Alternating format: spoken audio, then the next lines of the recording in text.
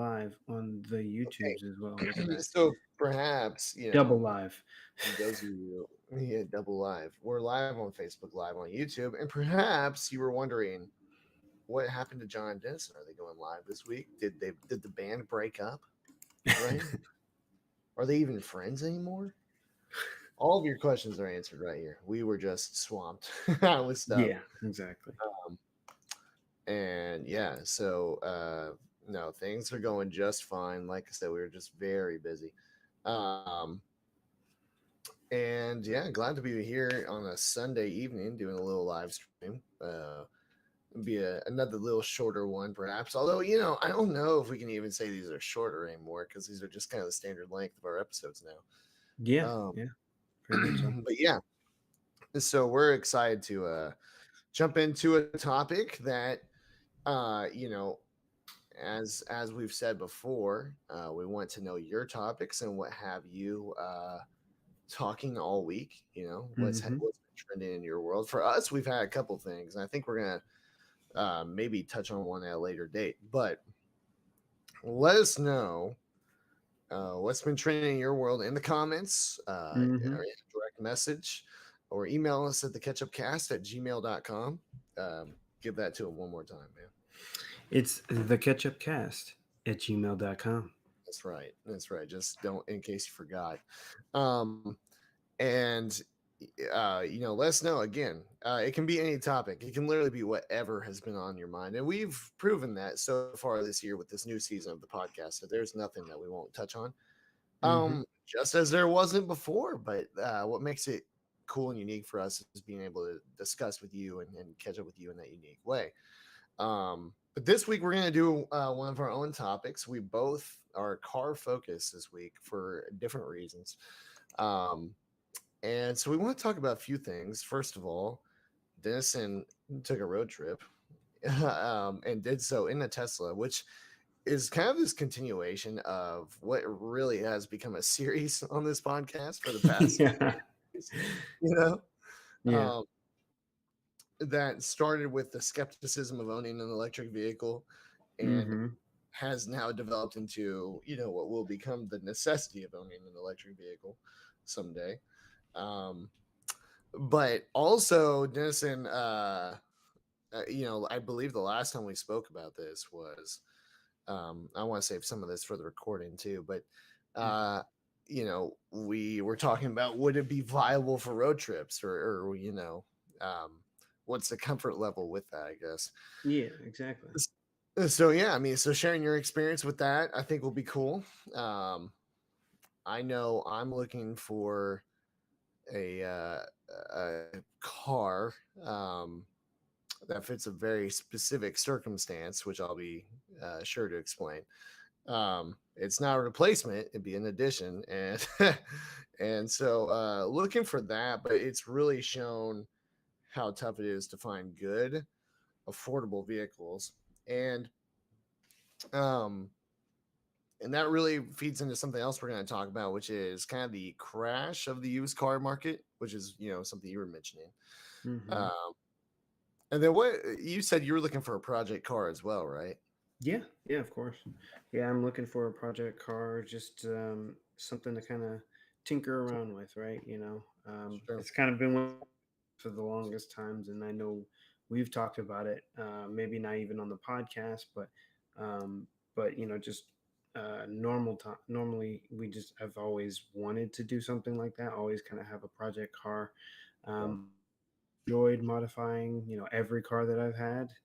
I think this is actually my current car is actually probably the first car that I haven't actually modified or done Sure. anything with.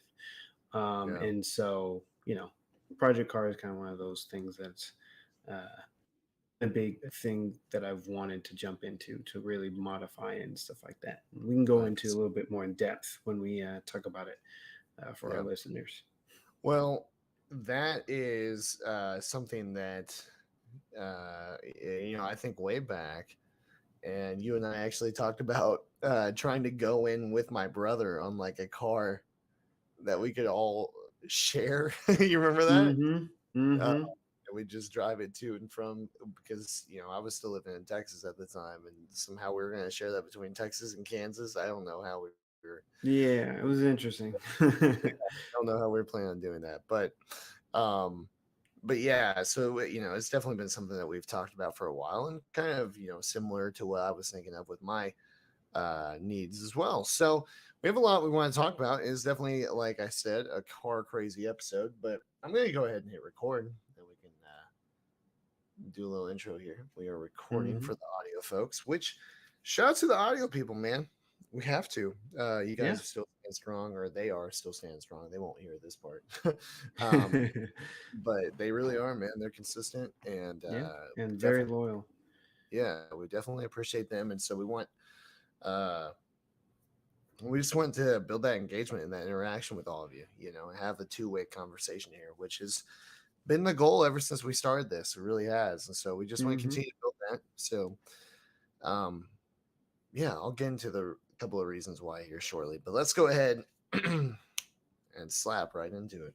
So, all right, three, two, one. This week's topic, or really a couple of topics, um, comes from us, actually. It comes from Denison and I. And while the focus of this season is for us to connect with all of you and hear your topics, we're going to go with a topic that we've had on our minds for a little while. And we still want very much to hear your topic suggestions, what's been trending in your world, what's been on your mind each and every week. Feel free to connect with us either on our live stream. Of course, we're live streaming on Facebook and YouTube right now. Just leave something in the comments Hmm. or slide into our direct messages on our Facebook or Instagram, or email us at theketchupcast@gmail.com. Give it to them one more time, man. Oh yeah, that is theketchupcast@gmail.com.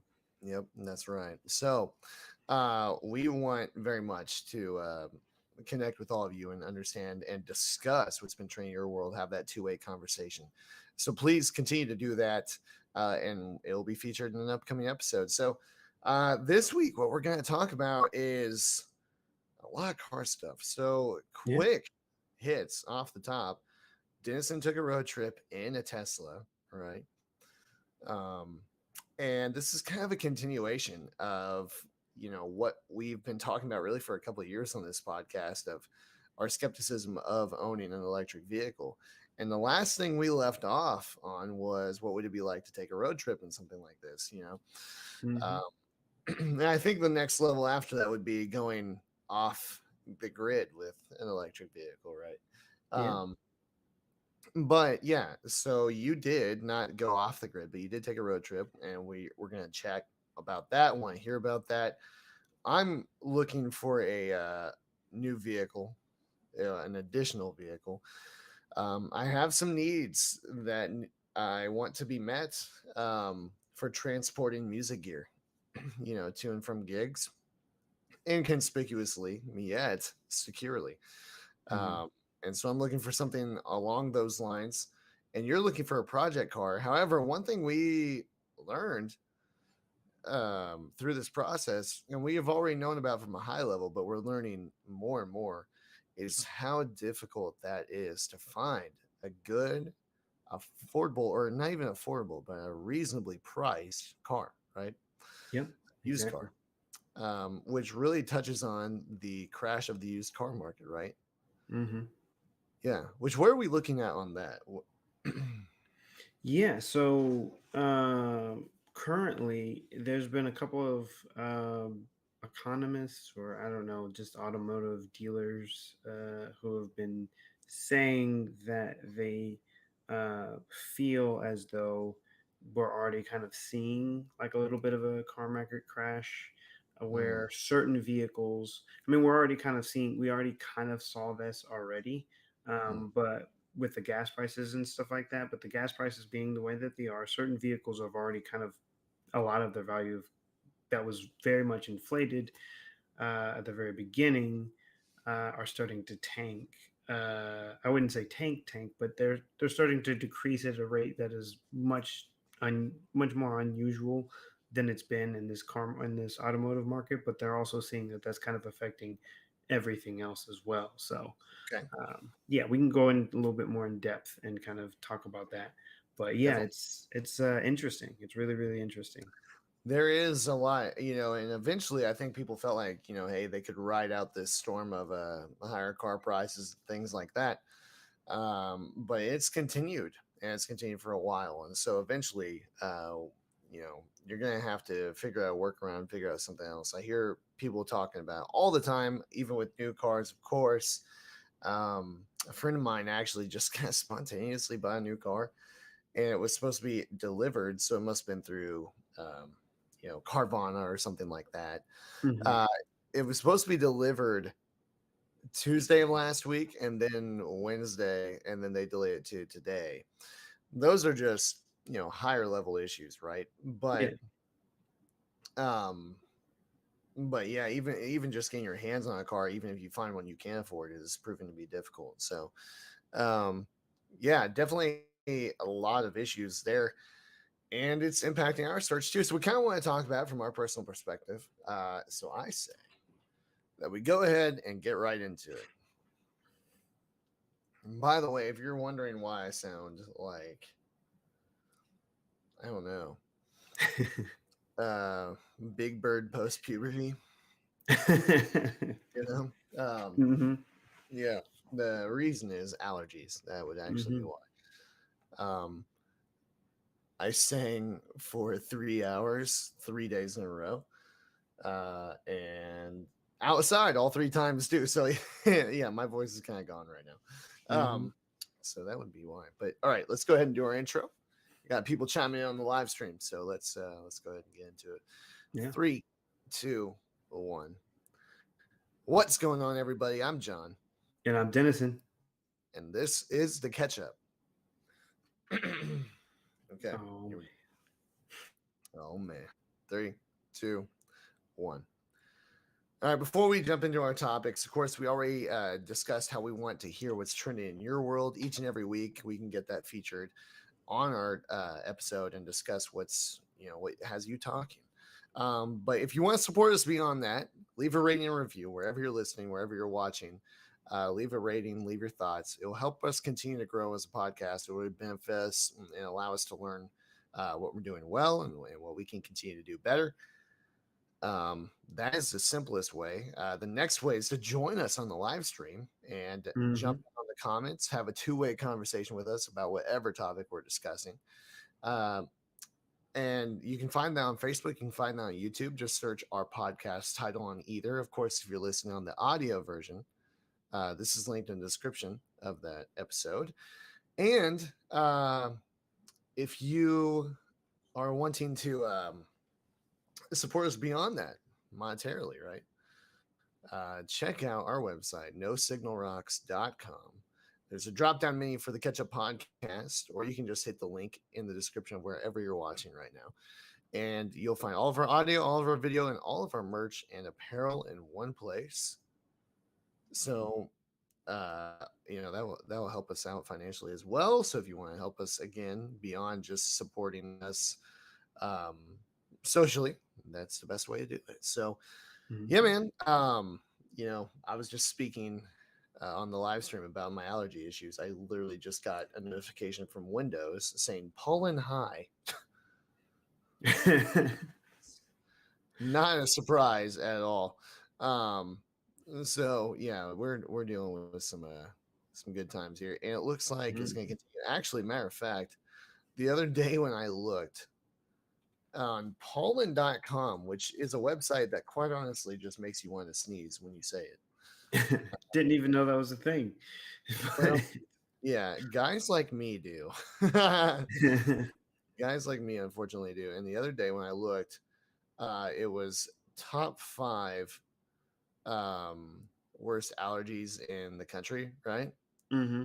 And Wichita was number 2, and it's number 2 again. Yeah, Oh man, they're doing great. You guys are doing great. these were cities, man. I literally, yeah, I was like, oh, I'll just move from Texas where the allergies are so bad, and then I move up here, and they're even worse. Hmm. Um, What's number one? Dodge City. just west of here. Yep. Yeah, wow. It's all in Kansas. Yeah, it really is. And they wonder why there was a dust bowl and stuff. No, I don't know. It's not fun. Anyway, so past those impacts on my voice, let's talk about uh let's start with your trip, man. Yeah, Um, of course. tell me about that. Where did you go, and what made you want to rent a Tesla? Yeah. So, we wanted to do. It was the first gonna actually be like a whole weekend trip, but we ended up just shorting it down to Yeah, shortening it to a day. sure. And we went down to Georgetown, Texas, to check out this really cool little wine tasting bar. And so that was really nice. Plus, the town square is really beautiful. Yeah, So yeah, we went down there and we rented a Tesla because, well, we wanted to see multiple reasons why. One, we just wanted to not use our own cars.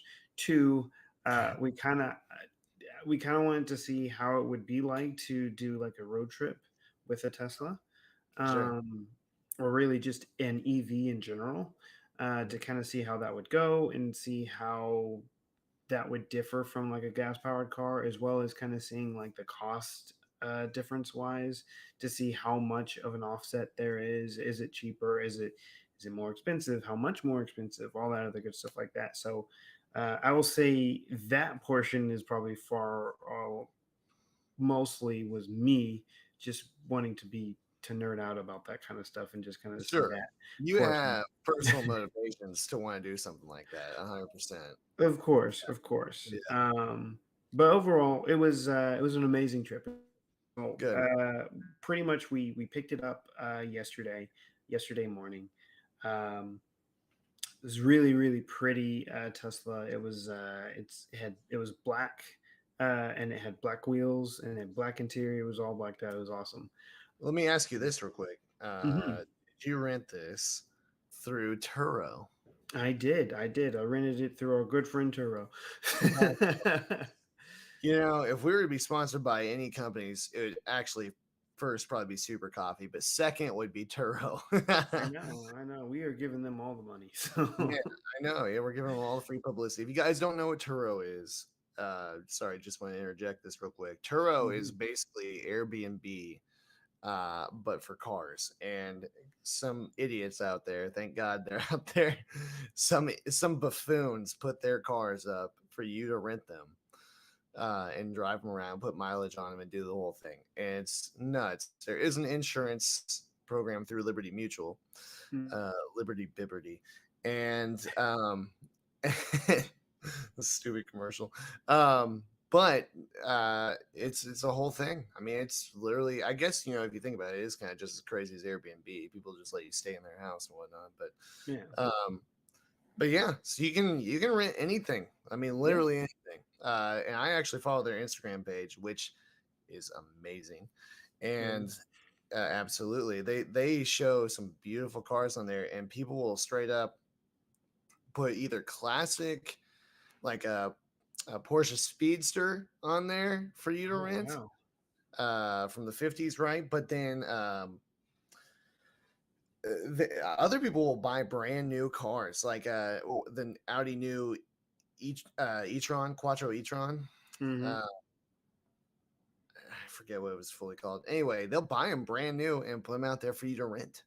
Yeah. Yeah, Yeah. That is it's very nuts. true. Of course it helps them pay off the car, but it's like, man, why'd you just buy that car for other people to drive it? It's crazy. Well, I um mean, I know some people started like rental businesses through Turo because it works out really well, right? Turo handles a lot of the logistics and stuff like that, and um, all you have to do is handle making sure your cars are good. yeah, So, right, 100%. So anyway, I just wanted to interject that real quick, but you ran this black Tesla. It was a Model 3. yep, it was Model 3. We were trying to go for a Model Y, but they were just a little bit more expensive than we were really willing to pay. Yeah, for like a day, it still was kind of expensive just because you have the day rate, right? But then you also have, since we were going a far distance, we were going for like an unlimited miles type deal, and that usually comes at a little bit more of a premium than with any of the other offerings and stuff like Sure. that. Absolutely. So with all that, Model Y was kind of expensive, and I've noticed a trend actually for like a lot of new Model Ys or even just newer cars. A lot of them will have like a 30 stipulation, so you have to be 30 years old to rent the car, or sorry, rent without certain penalties. So the penalty is if you are under the age of 30 car, you have to put down a $750 deposit. Um, It's refundable, it's obviously, a but refundable, yes. It's a refundable yeah, deposit, but it's a $750 deposit that you have to put down on top of, whatever you're paying anyway to rent the vehicle. that's crazy. Which is, yeah, it's really crazy. It's a lot. I mean, I understand, right? You want to make sure that your car is in good hands and stuff like that, and it's a great way to kind of filter people out. Like Mm, essentially only the people who are one willing to pay that fee are probably going to be very responsible and try and not really mess your car up, as well as if they are over the age of 30 or 30 or whatever like that, they don't have to pay that fee, but it is believed that they will probably be a little bit more responsible to taking care of your car. So I do understand it. It's just I think $750 is a little much, but it's steep, yeah, it's a little exorbitant. I agree. So, um, in Wichita, they have, I guess, I'm sure there are other reasons for this, but I think that one main reason is to keep crime out, which is really sad. But mm, most covers for clubs now are 10 or $15, which is crazy. yeah, That's absolutely. something like in Dallas you would pay to get into a nice club, you know, Hmm. just to get in. But that's what they've had to do to keep people out. Even the parking garage I went to a concert at Interest Bank Arena a couple weeks ago, and the parking garage I went into, $15 to go in this parking garage, and Wow. I paid it because I was like, man, I've already, I just don't want anything bad to happen to my vehicle, again. Hmm. so Exactly. so I was like, I'll do it. But that's what it takes around here. And I know that's what they're going for with that, but that does seem high. $750 is, man, I mean, because you're already going to have the insurance claim on top of that. You know what I mean? Yep. If Exactly. anything Which did is go usually wrong. at least $100 or something like that, Right. depending on the vehicle. So, and then Yeah. on top of the amount of money that you're spending per day to rent the vehicle. So, Sure. Yeah. So, yeah, it's an interesting process. And 30, I get where they're coming from with that too, but that just seems so discretionary. I don't know. I definitely know some idiots who are in their 30s. No, but no, yeah. I'm playing. But uh, tell me about this. So the last time that we talked about electric cars and all that kind of stuff, that was one of the things was, what's its viability on a road trip, right? Hmm. And the reason being, we wanted to know the reliability, the trustworthiness of something like that. When you're going for long distances. I don't know how long of a drive it is from the Dallas area to Georgetown. So it was about 211 miles, if I'm not mistaken, Okay. something like that. So that's like a third of your range, or I'm Hmm. sorry, two-thirds of your range. Yeah, so yeah, we had a Tesla Model 3 long range. So Okay. technically it's an older one. So it was like a 2018. So at that time the range was 310, I think, was the Yeah. maximum amount of the range, which is not bad. Not bad, Um but still, well, I could, I mean, I could, yeah, no, it's not bad. I mean, yeah, no, it's not gonna, it's probably not gonna make it from there to Austin, or well, it probably can, but yeah, I couldn't go from Wichita to Dallas on it though. You know? no, no, but that's the thing. That's not the point of an EV. You wouldn't even do that with a gas-powered car, most likely. You would stop along the Actually, way a certain, no. I mean, because we've done this. Yes, yes, you are correct. I have driven from Dallas Wichita on one tank of gas Yeah. and not stop throughout that whole process. Yeah. But usually, a lot of times I did that. I've done that twice, I think, just gone straight through. But usually, I stop halfway through, get something to eat, and then keep on moving. Of course. Yeah. Yeah. Definitely. Yeah. So, But I mean, you stop for 5 minutes to fill up and you bounce. You know what I'm saying? well, but I mean, that's the thing. If I'm going to get something to eat, right? If I'm going to get lunch or whatever, I'm going to stop for maybe, yeah, I'll stop for 5 minutes to get, to fill up. And then maybe I'll go find like a Chick-fil-A or Canes or something. I don't know, whatever. But I'll find somewhere, grab some food, and then continue my driving, right? Yeah. With an EV, you just compounding that. You're just adding all that all together instead of doing it kind of divided up wise. But If I'll go over that. no, no, no, I get it, I get it, I get it. Obviously I want to hear it, but I'm just saying if you move at the rate that we do when we stop for Whataburger on a trip, maybe an EV Hmm. is viable. But if you're like in a hurry, it's a different story Yeah. for a trip. Anyway, go ahead, man. Sorry. Well, no. So yeah, we rented this Tesla. We actually had a time limit too. We had a time frame because we made reservations.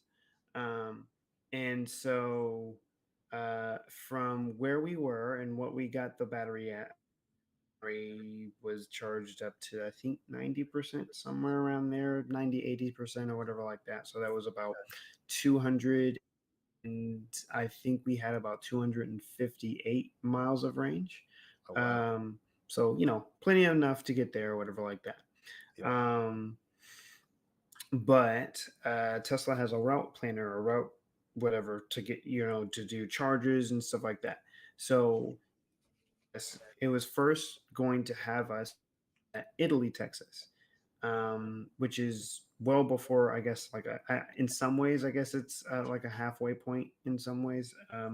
But there's also Waco, which is also another good halfway point. But Yeah, definitely. regardless, um, Waco is probably more of a halfway point to going to Austin than it is to Georgetown, because Georgetown is just before, a little bit before Austin.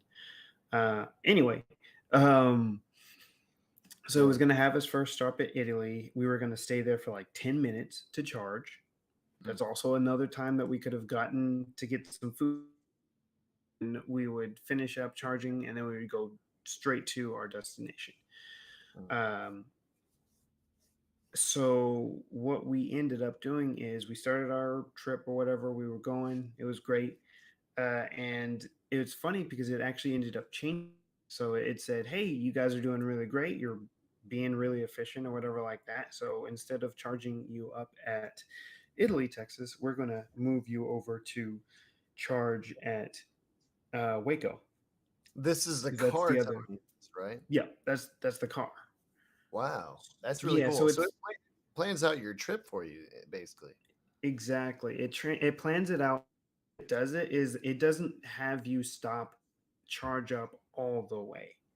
It has you Okay. stop and charge up to, it does it in a manner to be as optimal, as quick as possible, to make your trip Sure. not, essentially be elongated in it needs to be. So you stop it somewhere, and the cool thing is that it tells you where your state of charge will be at when you stop there, when you get there. So like, I think at first when it estimated us, we were going to get to Italy, and we were going to be at like, I think it said something like 57% of charge.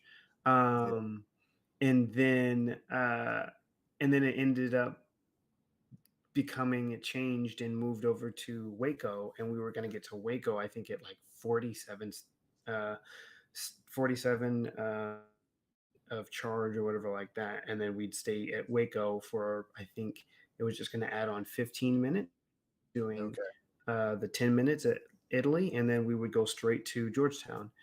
Oh wow. So it's on the fly. So it's just depending on how our battery's doing, how we're doing, all that other stuff like that. So And Texas has high speed limits, so Yeah, for sure. um, You're gonna use more battery power. yeah, you'll use more battery. Just like if you were in a big gas powered car, you'd use more gas because you're driving at a faster rate.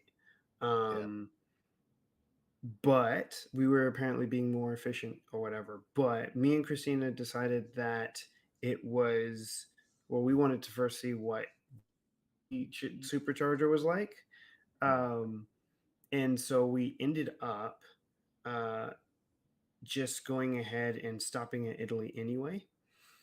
And we stopped. We stayed there for about 20 minutes.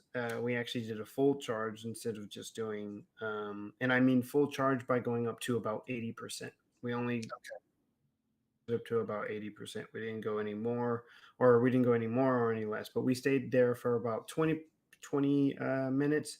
We probably about 15 minutes, but we stayed a little bit longer just because we were kind of enjoying the experience. yeah. That supercharger, which was really weird, is it was stopped at a Love's gas station. Oh, Or it really? was, yeah, that's where the supercharger was. Oh, It wow. was at a Love's gas station, which is a weird dichotomy. I think I think I had heard that they partnered with Loves or something like that. Yeah. Hmm. Also, Daniel, our good friend of the show, and a musician extraordinaire, chimed in on the live stream, said two handsome dudes right there.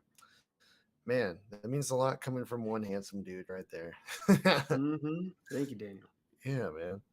Um, miss you, bro, for real. Up here, chilling and whatnot. So, um, yeah, that is an interesting setup for sure. And I'm actually really, I think it's very cool how, you basically plug in your destination. It tells you this is where you should stop for a charge. I think that's great. I wanted to ask, what was it Hmm. like being on a road trip in this car? Like, was it a smooth ride? Was it quiet? Did it feel comfortable? Was I mean, I bet it was maybe even a little disorienting not having any engine noise.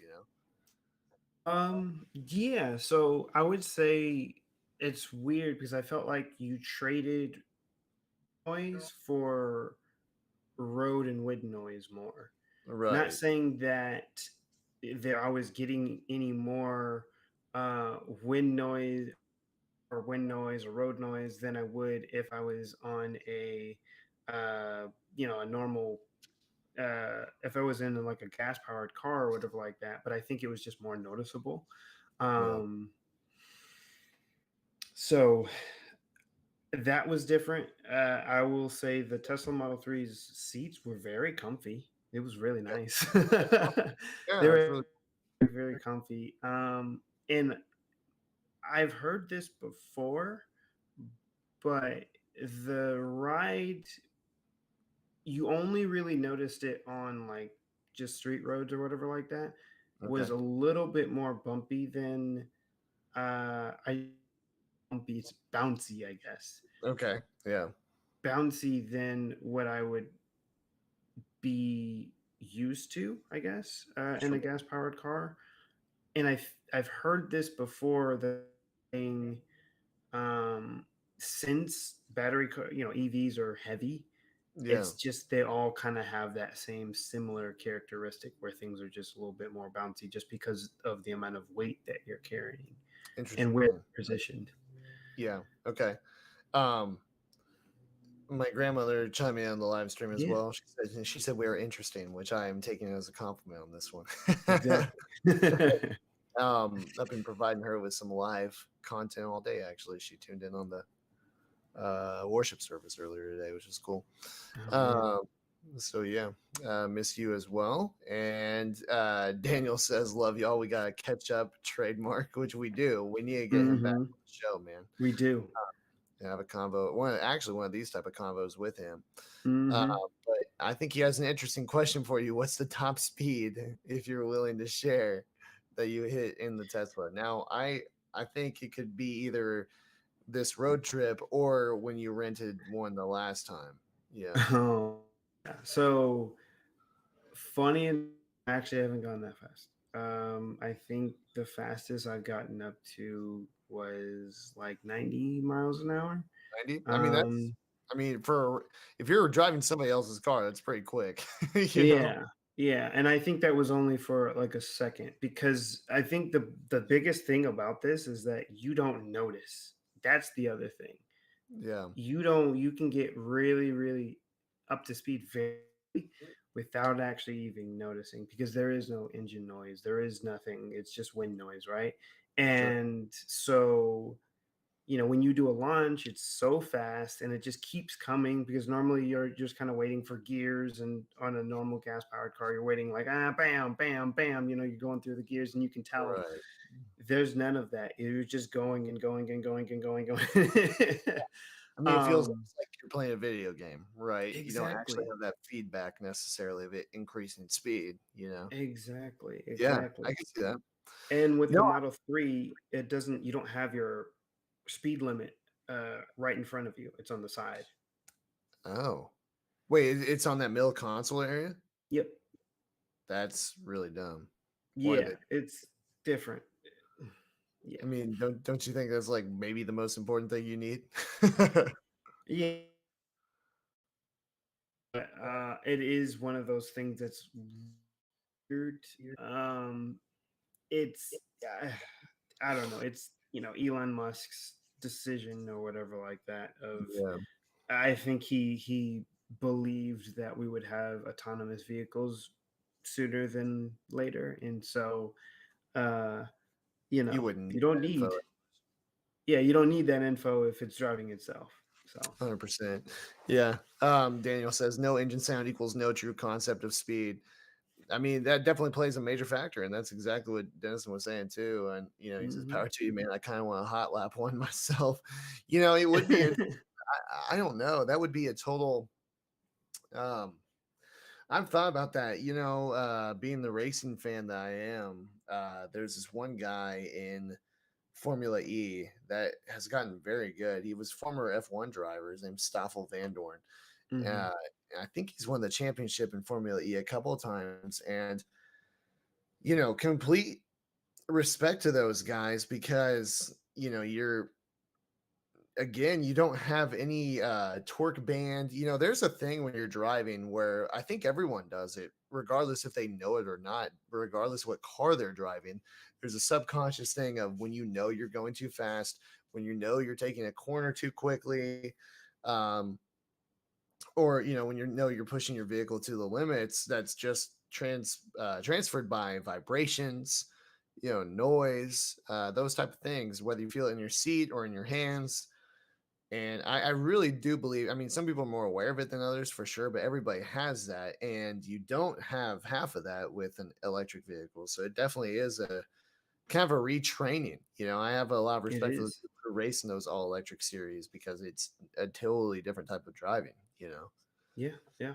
It really is. And if you want to drive aggressively, um someone described it. I actually I listened to a reviewer who was doing a Model 3, and he described it as you kind of have motorcycle thinking of like, oh, I can just catch, or I can just pass this person, instead of like, let me decide if I want to slow down or whatever like that. But it's like, I can just get past, let me just get past this person instead of, Mhm. My because you just have that instant torque, right? No matter how fast you're going, there's always just power instantly there. You can floor it, and it's just always going to be there. And the absolutely. power comes on so fast that it's just weird. It's a very strange experience. And swapping over back over to my car, it felt weird. Like it was Yep. hard to kind of, because after I had gotten kind of adjusted, it was hard to readjust again back to a gas powered car just because of certain features and stuff like that. Yeah, for sure. I Um, my Ford Ranger back in the day when I had it. Um And actually, I'm just getting a topic submission right now from Daniel Garrett. We'll have to touch on this one next week, man. It mhm. says EV, is it the true driver's test or just a new fad of the future? Um, and that's an interesting one because I feel like it's an offshoot of things we've we've almost tap danced around diving into that topic full on, you know. Mm-hmm. So I think that'd be interesting. I think, yeah, that's a great topic suggestion, man. Thank you Yeah, for this. it is. Um, yeah, stick around for next week. We will definitely dive in on that one. Mm-hmm. Um, yeah, so to your point, when I had a Ford Ranger, it was literally 100 horsepower at the wheels in that little truck, right? Mm-hmm. And so I'm coming up to pass somebody, especially, I mean, obviously on 2 lane roads for things like that. I mean, I had to floor it, guaranteed. I had to floor it, Mm-hmm. um, and just line up the pass, get the momentum built up, all that stuff, man. And yeah, you Mm-hmm. don't have to do that because a Model 3 can go what 0 to 60 in I think the say that one more time. how fast does a Model 3 go from 0 to 60? Yeah, I think it's depending on the Model 3. So if it's the rear wheel drive one, I think it's like 4 seconds, 0 to 60. Well, Um, and then if you have the performance one, it's 3.2 seconds, which is insane in general. And then I think if you just do the all-wheel drive long range one, it's like 3.9 seconds, something like that. either way, man, that's nuts. That's so Yeah. fast. That used to be supercar territory, Yep. That was the only thing that could comparably do that. I mean, that's insane. Um, so yeah, I mean, I think the next thing I wanted to ask, and I hope I'm not missing anything, but Yeah. No worries. what was it like when you got to your destination? Did you get? I'm sure you got a whole charging cable with it. And you just need to find a wall outlet for it. No. So that's the thing. It's so one, we didn't actually so this actually was a perfect test too, because we actually didn't kit a charging cable with it, which was interesting because the last one that I had, we actually did have that. Sure. Um, but no, like we got to our destination with plenty of charge. So we ended up because yeah, we stopped at Italy, we drove all the way to our destination and we had plenty of charge left still. Um, and so we didn't need to charge. There wasn't really a push for us to charge. Um, and so we didn't. Right. And I didn't, there wasn't a need for me to try to find a spot to plug into. But if I had like the actual Tesla charging cable thing, I technically could have if I could find a wall thingy. Right. Otherwise, yeah, I parked it just like a normal car, walked away or whatever, and then did our stuff. We came back, and then we went to go to dinner, which was in Waco, if I'm not mistaken. Yeah. From Georgetown. Yep. From Georgetown. That's a bit of a drive, isn't it? Hmm. Yeah. So, do you have to have a 240-volt outlet for those cars, or can it just go into a normal wall outlet? So it's recommended to have like the 240 volt, the ones your washer and dryer uses, Oh, but well, you yeah, no. can use your normal wall outlet. It's just really slow. And it's probably harder on the battery because of that. Nope. Um, really? Actually, so it's actually technically less hard on the battery to be on the slower one. It's just it's going to take forever. The reason why is because your battery doesn't because the more juice you're pumping into it, just the same way as like, your phone or whatever, the Mhm. more juice that you pump into it, the more heat that it creates. And the more now, of course, electric vehicles, since they're big giant batteries, they have cooling elements that'll make sure that the battery stays sure, but it can over time cause more wear and tear on the battery. Okay. Um, so doing that slower one technically is better because your battery's not it's not heating up or not as much to the point to where it could maybe cause more damage. It's just a more of an inconvenience thing. But I would even say if you had the 240 volt, I think it would technically still be in fine territory. I think it's really when you're doing those really fast ones where it's like pumping tons of energy, which is really what most superchargers are. Mm. Um, like any most of your Teslas, you're punching a huge amount of energy into it. think that is probably closer to the time where it becomes a problem. Okay, Um, but yeah, it's the same as like fast charging on your phone, right? gotcha. It's great So in the moment, but yeah. So when y'all went to dinner in Waco that night, did you charge then, or what'd you do? so we charged after dinner. Gotcha. There was we went to Abbott, a small town called Abbott, and we charged there. And it was actually also in a gas station. Oh, Gas station, interesting. they had a supercharger spot. That makes Um, sense. Yeah, for those gas stations to partner, so they still get your business in some capacity, right? exactly. Um, that's interesting. Okay, so let me see. The next thing I wanted to ask you is really, it's based on this. So driving an EV, we've talked about this, the viability, the comfortability. I'll phrase it like this, right? So if you had like an emergency or something like that, you had to go out of your way for that you weren't expecting on this trip, you didn't have a charging cable. Now that's not normally going to be an issue, but I found that I would find that kind of be because I like to have that as a backup plan. You know what I Yeah, mean? yeah. So I'd find that a little distressing. I almost feel like, but um, the big finale question really is: do you think that EVs are worth having for road trip cars? You know, I find that my answer changes every single time that I get asked. I think yes, because looking at numbers, right? Hmm. If you were to get a similarly spec'd EV that was to what we had, I think it's a perfectly fine road trip car because you're spending. I will say that I think we probably spent slightly more just because of the efficiency. So actually, I made a video for this. So eventually, I'm gonna post that on our YouTube channel. So stay tuned there. Yeah, Um, but essentially, the I kind of equated to like a gas powered car getting, I don't know, maybe 20 miles per gallon or whatever like that, and it's got a smaller tank, gas tank. Because I think that's the other thing. It's those factors, but I think it's a perfectly fine EV or a perfectly fine road. You may, in some cases, pay a little bit more than you would at the pump, but with rising gas prices, I think that is becoming more and more equal, if not a little bit cheaper, right? mhm, Because there are certain things that we couldn't do with this EV that if we actually owned one, we can.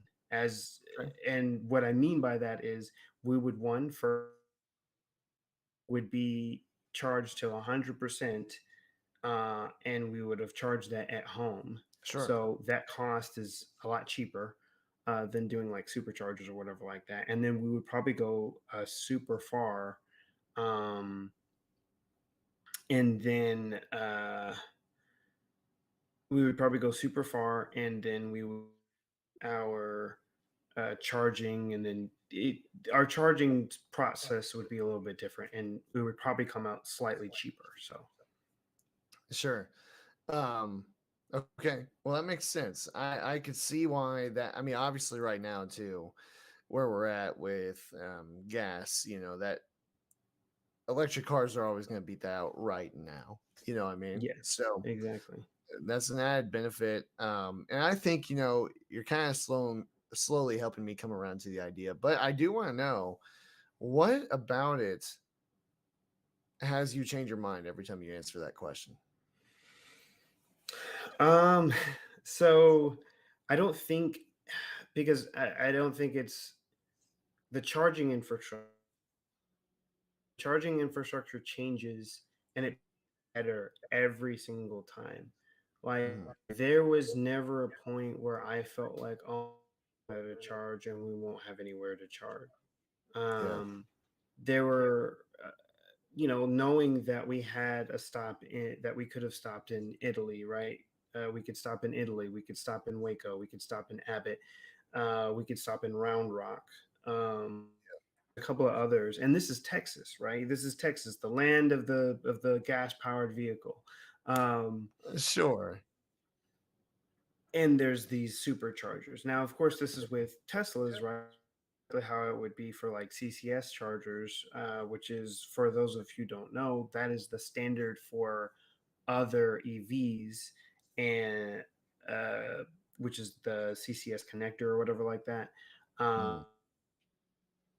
It's a little bit different, but even now, I heard an article or read an article that was saying that Elon Musk soon going to start opening up superchargers to uh, Teslas. So we'll even see how that changes. But I think it's the infrastructure. The infrastructure continuously changes and gets better, and less maintenance issues or whatever like that. I know Yeah. on the CCS network side, it's a little bit. Sometimes it can be a problem, but it's just getting better every day, and so that's why I say it changes up. Isn't that risky to open that up to things that aren't Teslas just because the battery technology may be different, or is it perhaps that now Tesla is starting to sell their battery technology to other companies, right? Um, Hmm. and maybe that's why they feel more comfortable opening that up to other cars. No, I don't think it's risky because the thing is, battery technology as a whole is for the most part the same. Mm, And the way we charge batteries is the same, regardless of how, because each manufacturer has their own way of dealing with batteries and how they want to charge it and all other stuff like that. So each of them are going to be different. yeah, For the most part, when it comes to the true bare bones process, they are all the same. They're all gotcha. exactly the same, and so um, I don't think that's an issue. Okay, interesting. Well, I'm glad that you were able to share all of that with us. And it's super interesting. Um, that I don't know, you're coming around more to it, and I'm coming around more to it. Yeah, it is partially because we're going to be forced to, Yeah. one day adapt. Um, but at least the technology is trending in the right direction to make it more capable and more viable for sure. The Apple car, is designed right to be fully autonomous, isn't it? Mm-hmm. It Yeah, is. fully autonomous. Um, Again, I'm just not gonna do that. Um, Doing I that would, for at least a while.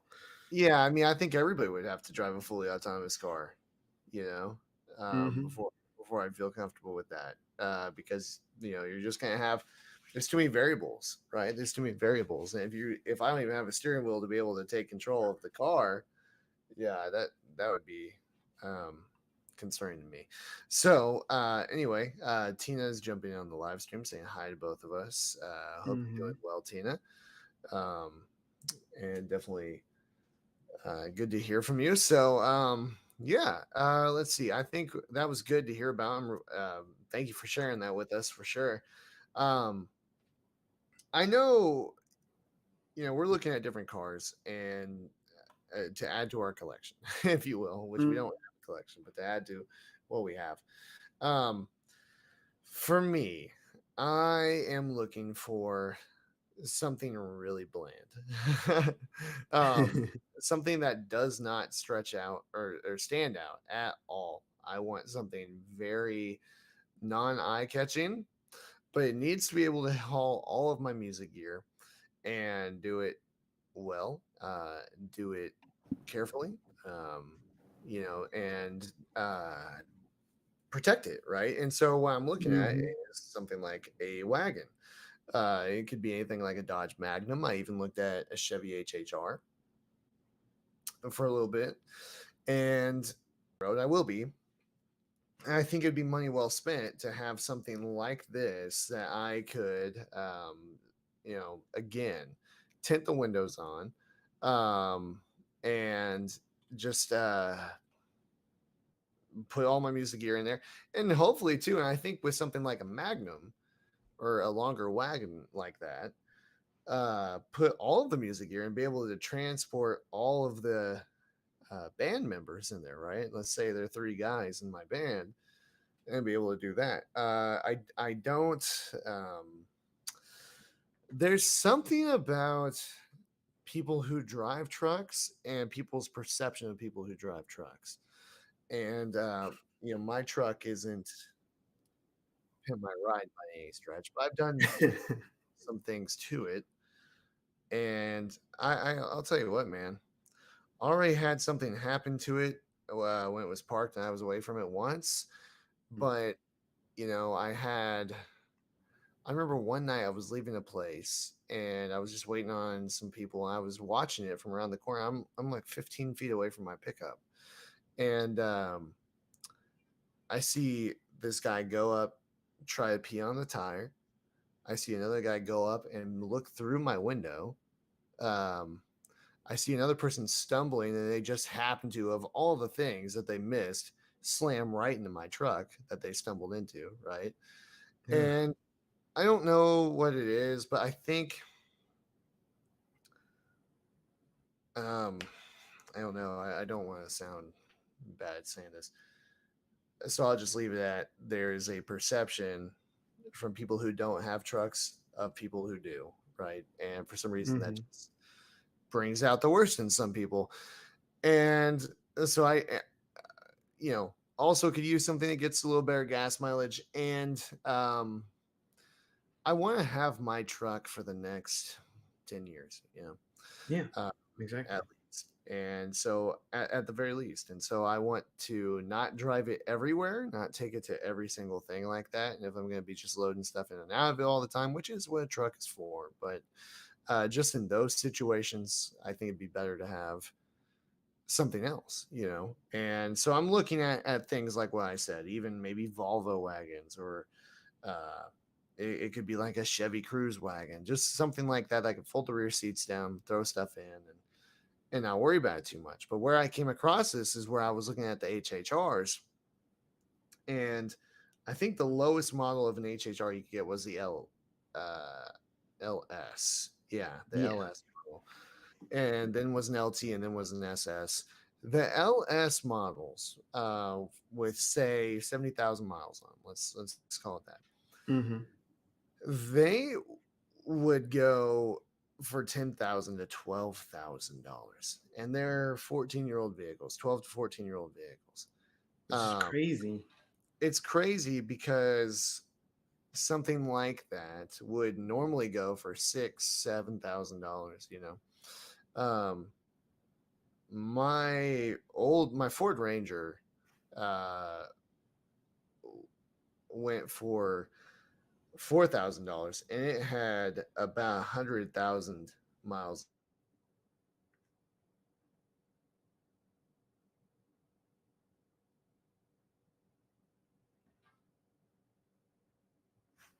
on it. Uh-oh.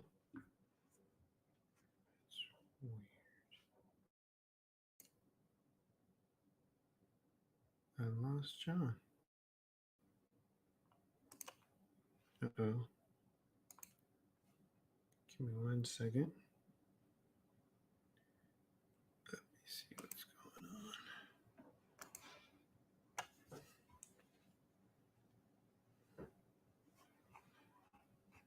Lost connection to the server. There we are. We're There we back. go.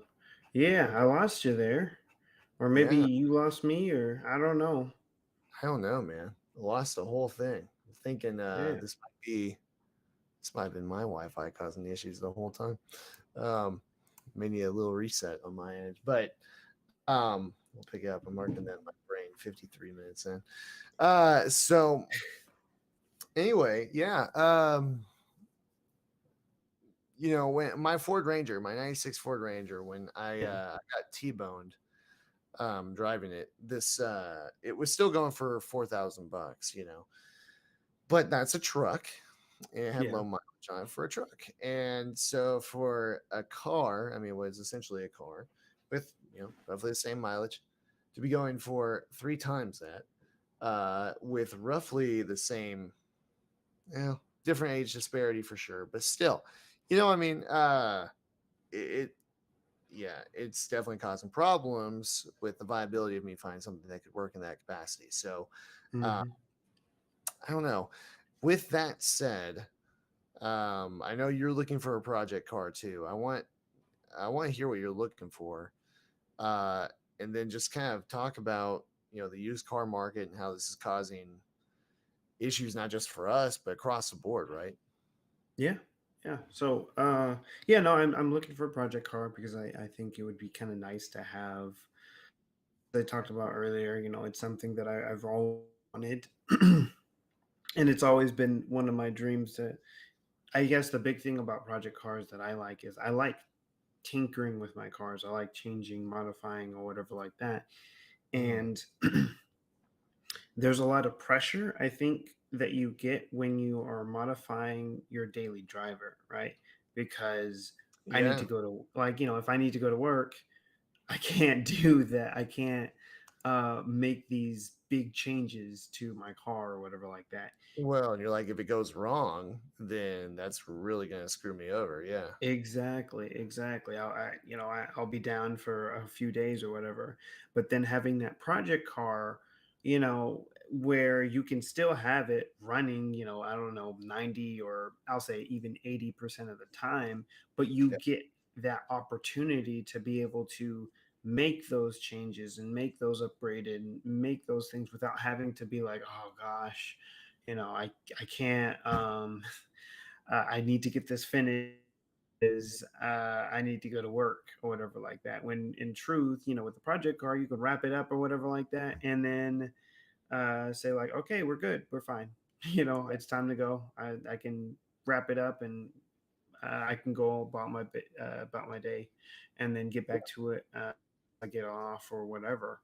So my biggest thing that I've been wanting. But yeah, no, when it comes to like the used car market, as you were saying, things are going for outrageous amounts, and it's only gone up ever since really the pandemic started. Um, it's funny because we were talking, I think it was a while back, I guess at this point it's weird that to say this, but it was like 2 years ago, right? When the pandemic first started, we were like, oh man, used car prices are going down, right? Nobody wants to buy a car right now because no one's out and stuff like that. And we're like, it's crazy. Um, well, now it's the complete opposite. There's a huge Yeah. amount of scarcity when it comes to new cars, and so a lot of people are changing over to buying used cars. But the problem is that the prices have gotten so inflated that used cars are costing, in some cases, more than new cars. Oh yeah. Um, Sure. and the problem is that also ones that most, like, to your cars that are normally hovering around the range of like 3,000 to $1,000 are now going for, 5 to 6 thousand dollars, Mm, or even more, just because you know the market or whatever like right. that. But what's Um, interesting, or go ahead.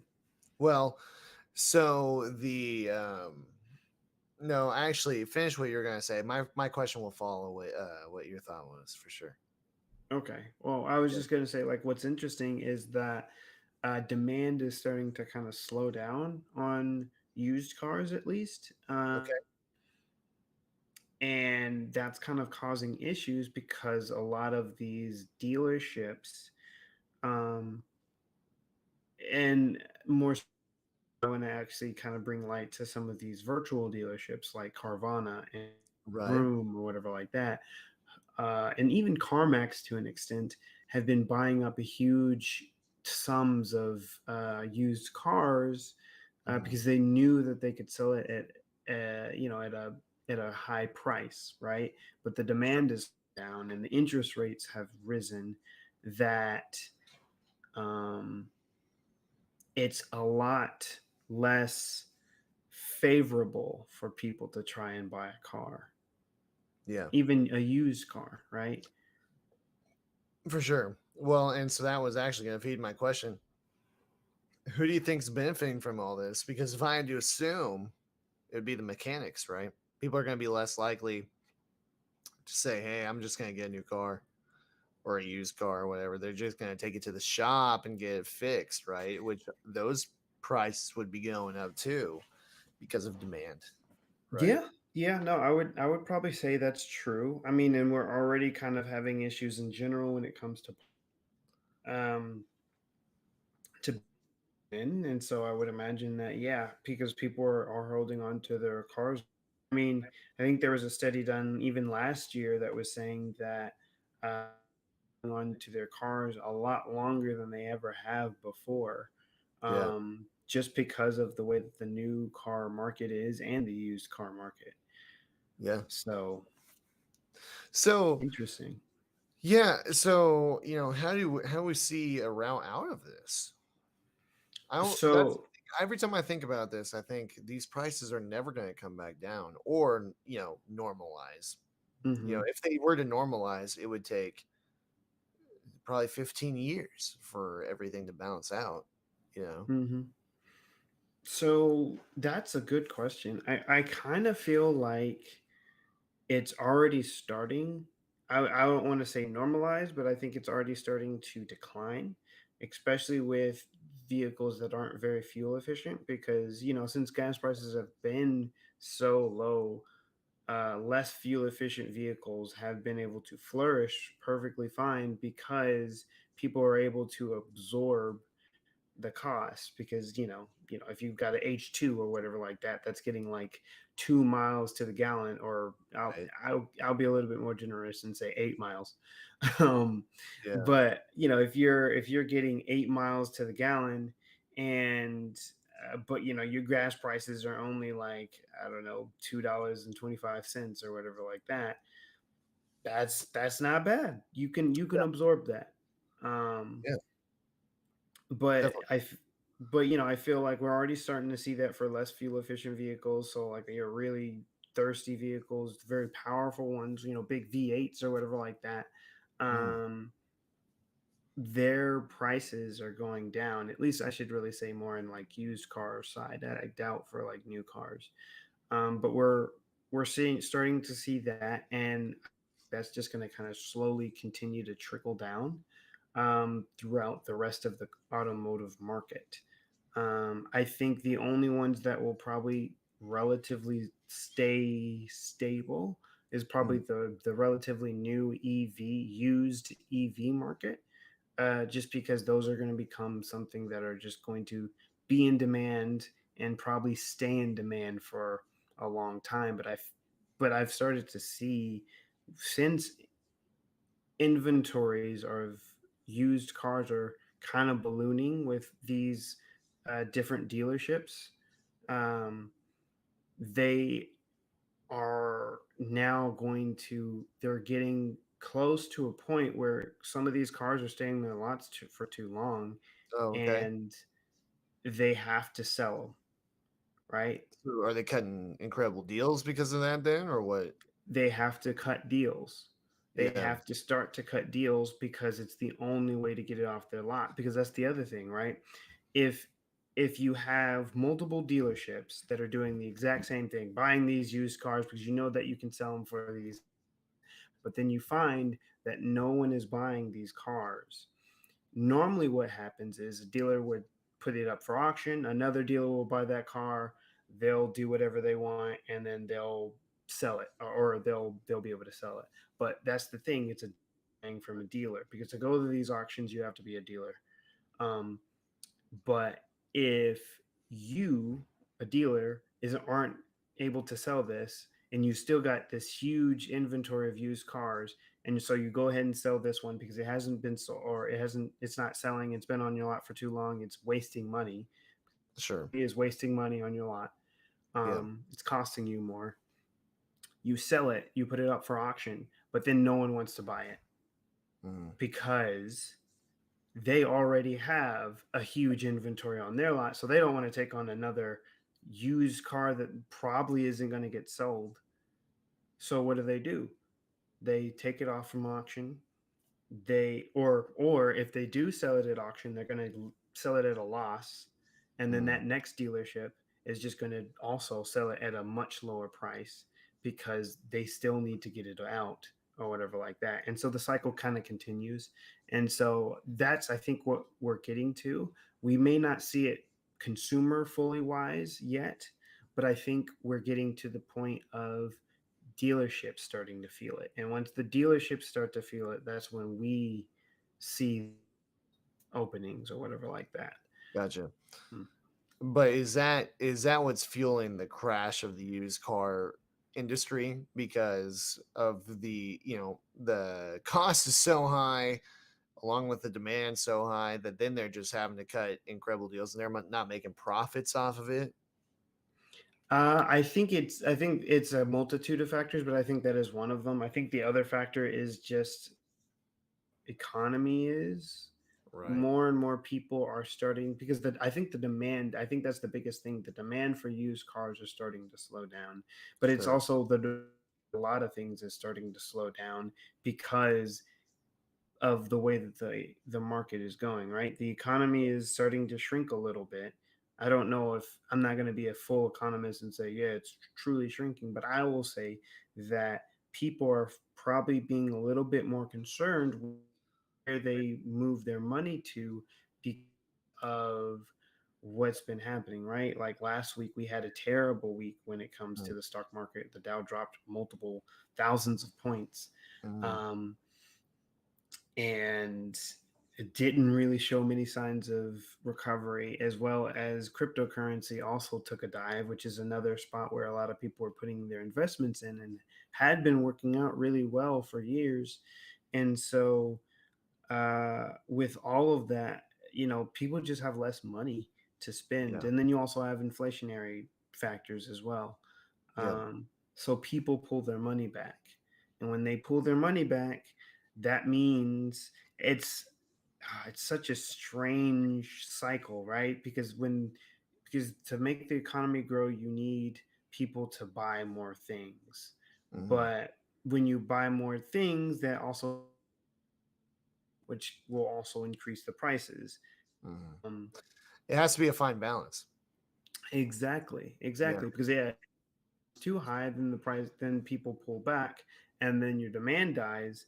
Um, but if you're able to buy the stuff, then yeah, it just goes in a weird cycle. But yeah, Yeah, it's almost impossible to find that balance, especially from groupthink. To try and get the whole group on the same page. yep, Uh, yeah, that's not an easy task at all.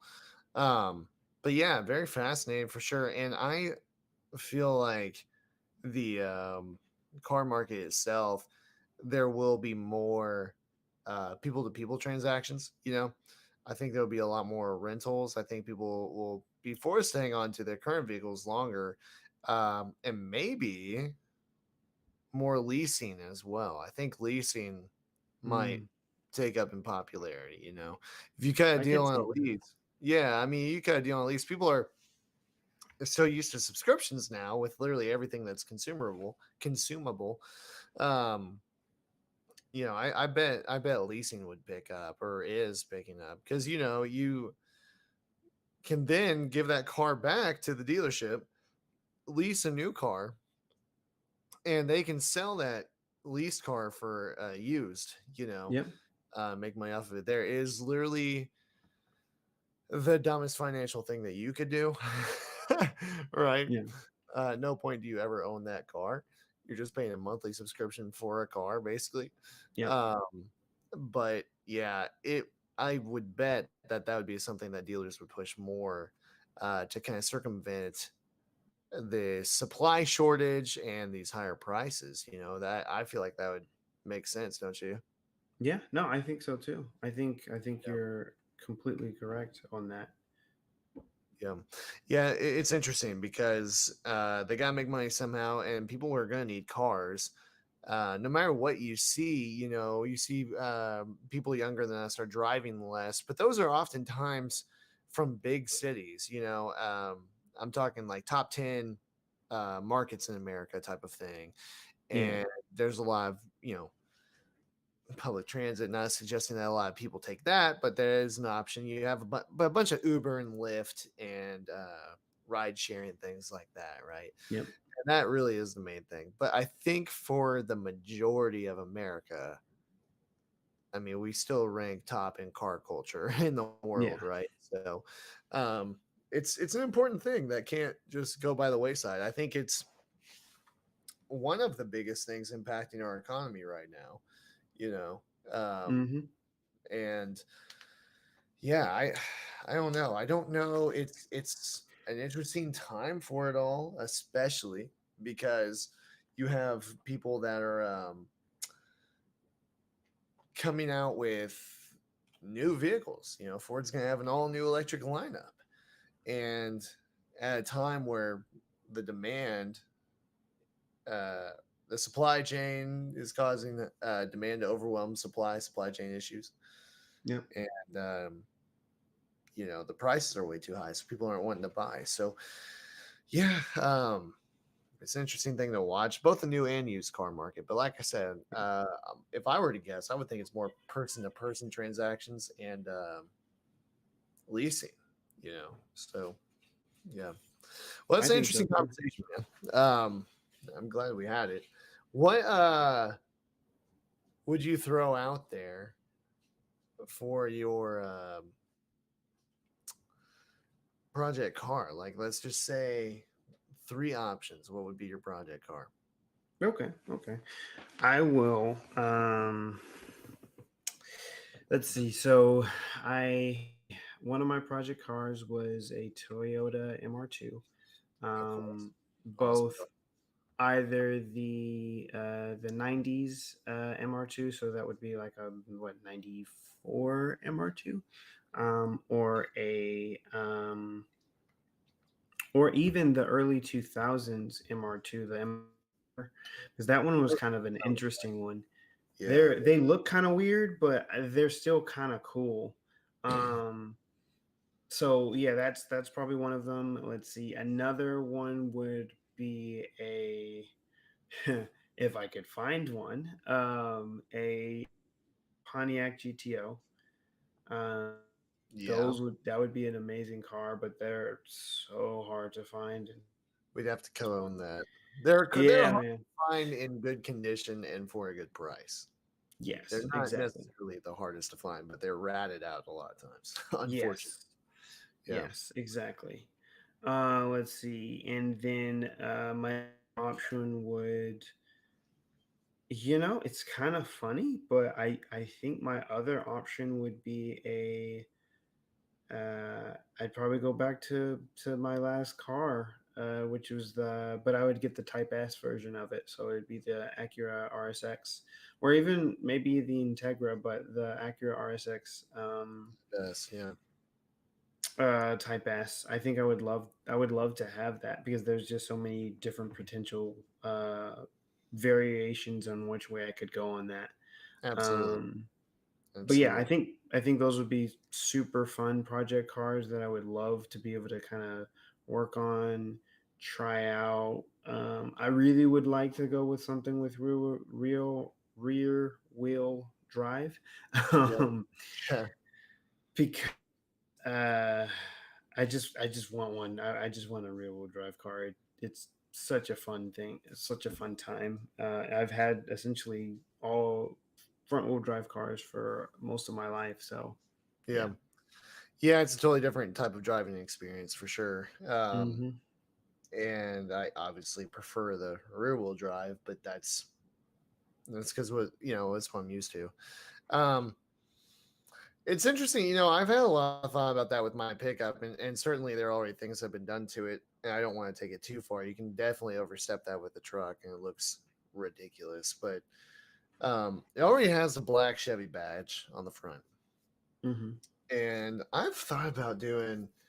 You remember how they did that in the late '90s? Chevy rebranded, which I'm not 100% sure on this, but I really do feel like it was partially because of the popularity of Dale Earnhardt, black with the red outline on the. Oh yeah, that was cool. It was really really cool. Yeah, they It was, did that for like a lot of their performance ones.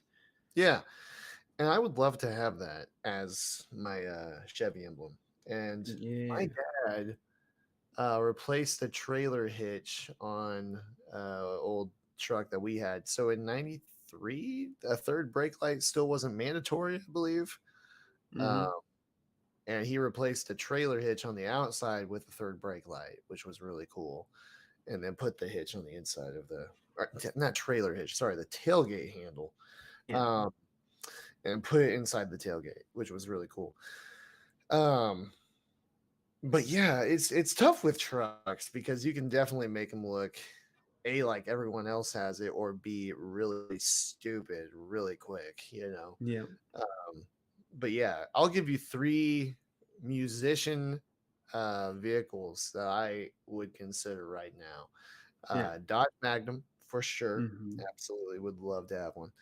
Um, I would say HHR would be next. Mm-hmm. Right now, just because of it was been on my mind lately. I'm familiar with the that era, especially of General Motors products. And then man, the third one is tough, but just probably, some small hatchback, like maybe even a actually, I'll tell you this. I would Hmm. really love to have a Chevy Express, but the small van. I forget what they call that. City That would be Express. a cool one. Yeah. Yeah, the City Express. They put that same four cylinder in there that they put in the HHRs, and it's just a small van. It's really not too dissimilar from an HHR. Yeah. Um, but yeah, I would love to have something like that. But those are a little more expensive, Yeah. Um, Exactly. Yeah, just something like that. Those are all things. And with any of those, especially if it was a Dodge Magnum, what I would love to do is I would like to, customize it, but in ways, because again, my goal here is to be able to drive these things to gigs and not worry about anything happening to them, them drawing any attention other than, I'm going to have the windows tinted as much as possible to Yeah. protect the gear that I have in the back. And so, the goal is not to draw attention to it, but I would love to customize it interior wise, say with a custom stereo. Uh, Mm-hmm. and I would love to customize it with things under the hood and suspension and all that kind of stuff. So really, you could kind of consider it a sleeper. You don't think anything of it looking at it, but it drives really well and it's fun to be inside of it. I would love to have something like that, but Oh yeah. yeah, it's a trick. So that might be a second half of the year project. you know, um, Mm-hmm. we'll see. But yeah, so good discussion on all of this. I'm glad we were able to touch on these topics. Thank you to all of you who jumped in on the live stream and left comments and connected with us. This was a lot of fun, um, and we're glad that we got to do it. So yeah, man. You have any parting thoughts before we bounce out of here? Uh, I think the only parting thought that I have is just, uh, we're gonna make it through. We're gonna make it through because I feel like we're in such weird times, uncertain times. There's what we were talking about, but even like houses and Mm. stocks and crypto and all sorts of stuff. We'll be all Yeah. right. Oh yeah. It very similar to kind of like we talked about way back when COVID first kind of started. Um, it's funny because we're still in it, but it's now. Yeah. Um, we're gonna make it through it. You know, Yeah. We it will. may be challenging, may be trying, but we'll make it through it. 100%. Yeah, absolutely. I just want to do a little shameless plug, but actually, a month from today, my band will be opening for Saving Abel, which is really cool. Their debut album went multi-platinum, and they've had a couple hits off of that, and so we're going to do that. Yeah, exactly a month from today.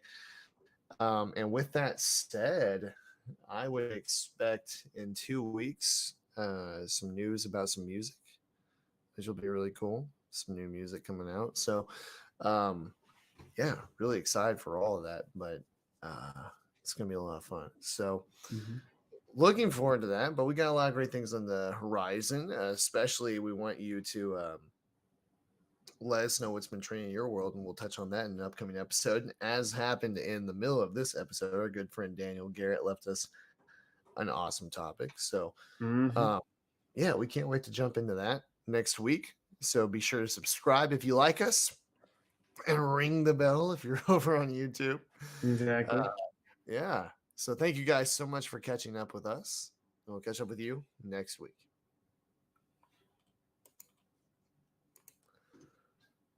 Boom.